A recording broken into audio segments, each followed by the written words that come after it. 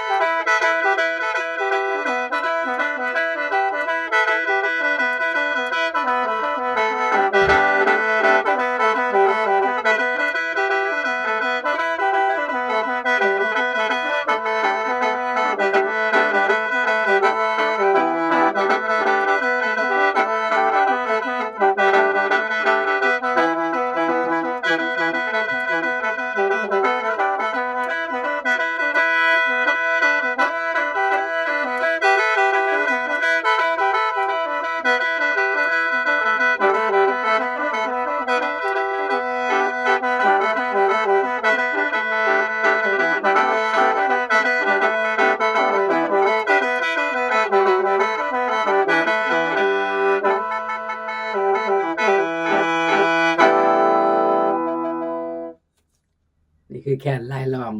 ต้นฉบับทั้งรองทั้งยาวใหญ่นะพี่น้องขอบคุณที่เข้ามารับชมครับ